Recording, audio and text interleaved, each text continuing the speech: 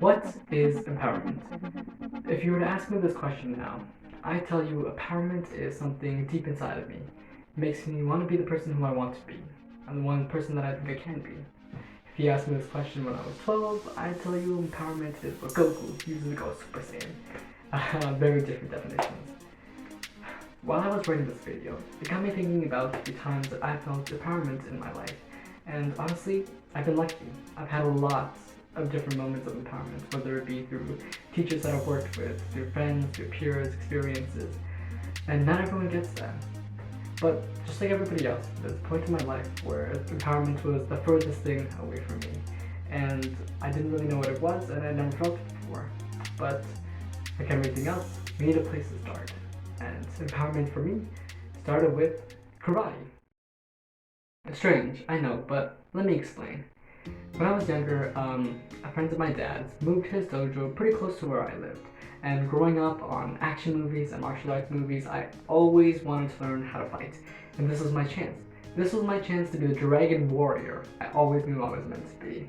So, when my dad asked, I jumped at it. So, how was karate the first time I felt empowerment? Let me explain. I have to tell you a little bit more about pre-karate me. I was your average preteen, riddled with insecurities, especially about my self-image. I was always the smallest kid in class, and nobody let me forget that, especially not my friends. It was joking, but I took it personally. I was so worried about what everyone thought of me, about how I looked, that I made it my entire personality. And being the smallest kid, I made myself emotionally small as well. I built up barriers and I didn't let people in, and I thought just because I was small physically, I had to be small in all types of me. And I never really broke out of that barrier until karate. Of course, all of this took some time. Empowerment, it doesn't happen overnight. It's a long process. But I do remember a particular time where I felt I'd really grown as a person.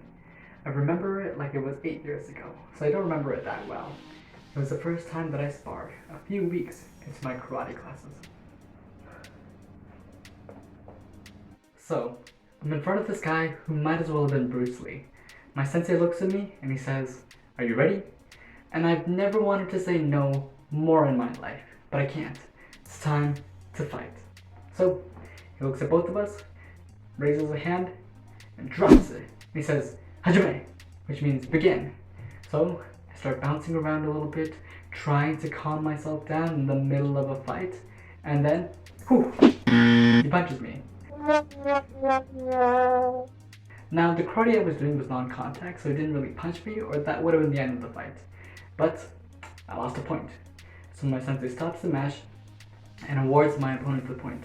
And in that brief moment of time, between me losing that point and the match starting again, it dawned on me. This is something that I've done my entire life up until that point.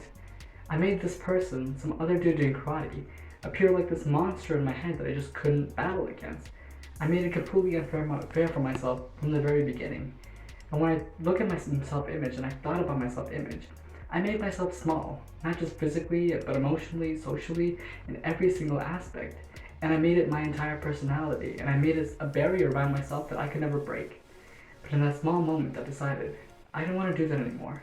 I didn't want to be small. I wanted to be big. I wanted to fight back. And that's what I was going to do.